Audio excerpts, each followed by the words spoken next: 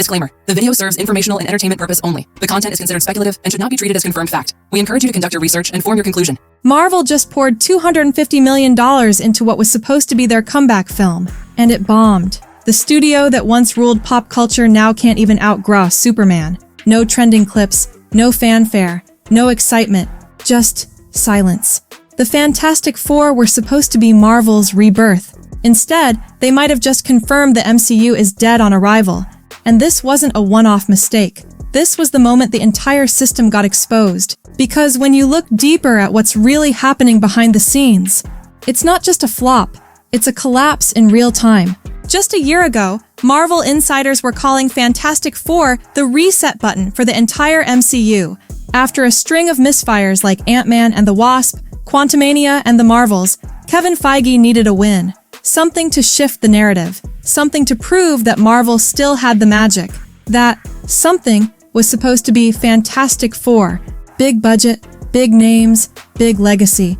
They brought in Pedro Pascal, Vanessa Kirby, Ebon Moss-Backrack, Joseph Quinn. Faces designed to scream prestige and distract from the crumbling universe around them. Even the marketing carried a desperate undertone. Posters emphasized "The future begins" and "The first family returns." Studio execs framed it as Marvel's new Phase 1, a symbolic rebirth. But underneath all the hype was panic. Marvel wasn't innovating. They were recycling, betting on nostalgia, hoping that familiar names would distract from the fact that nothing about their storytelling had actually changed. And when those opening weekend numbers dropped, that illusion shattered instantly. Let's talk numbers. Fantastic Four pulled in $218 million globally during its opening run.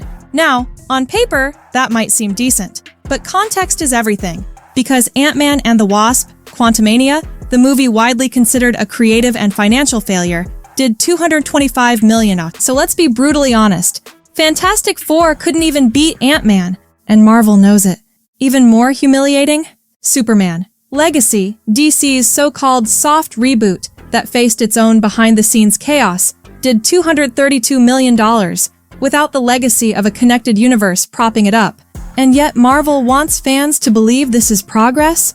This isn't just underperformance, it's decline. And the worst part? Nobody's even surprised anymore. Every time a new Marvel project comes out now, the reaction isn't "wow." It's "how bad will it be this time?" Gone are the days when a new MCU film was an event. Now, the headlines read more like postmortems. Decent, but not enough. Better than the Marvels, but who isn't? At least it didn't lose money. Yet. Marvel's bar has sunk so low, they're now celebrating being slightly better than their worst disasters. This is what collapse looks like. Not with a bang, but with a whimper. But the most brutal reality check came not from North America, but from overseas. Marvel used to have a secret weapon.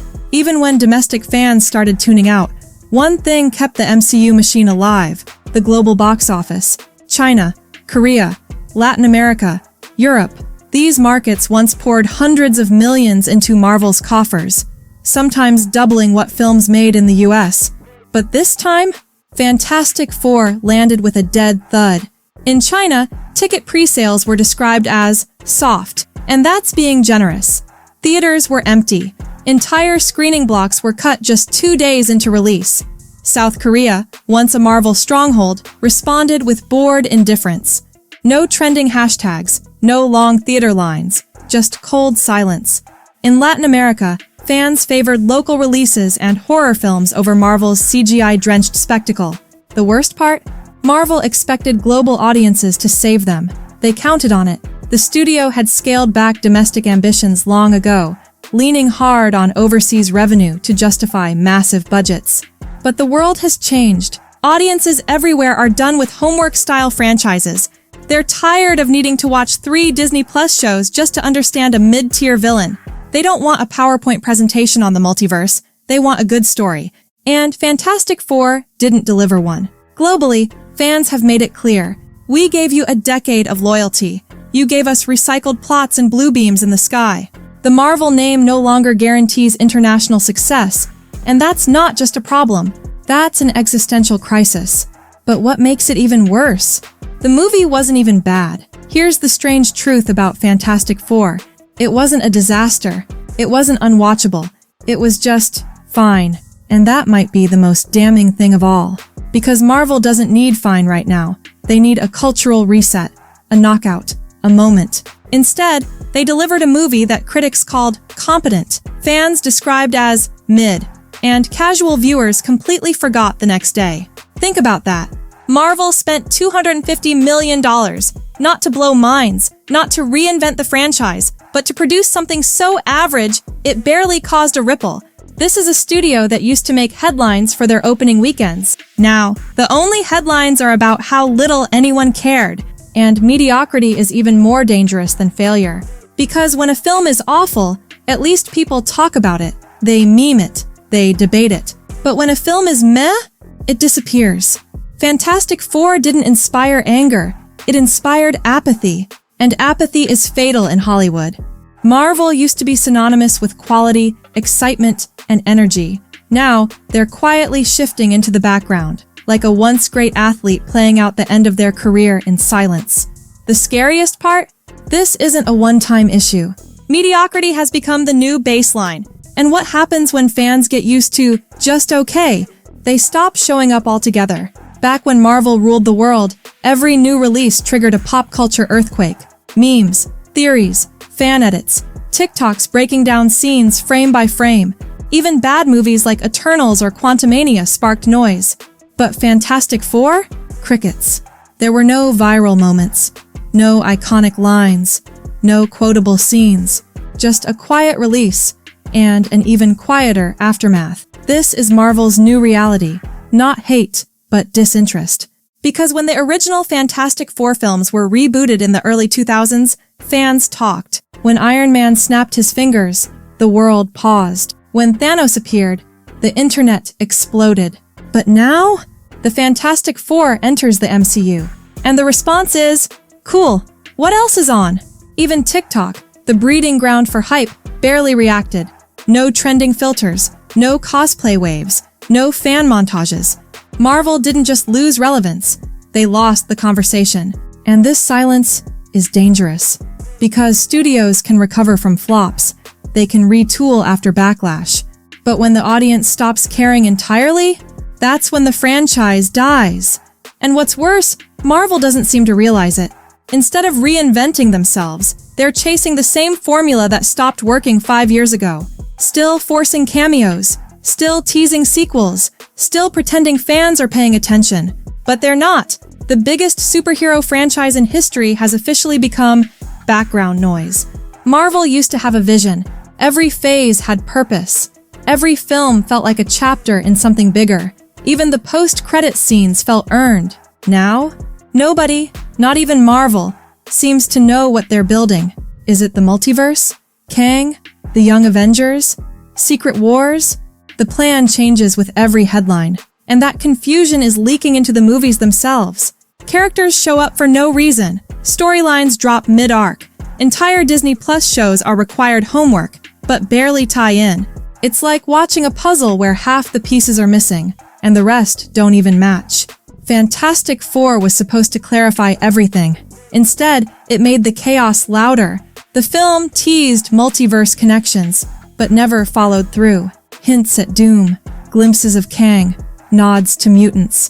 But no payoff, just fan service with no substance. And it's burning out the audience. Because viewers don't want to keep charts and timelines just to enjoy a movie.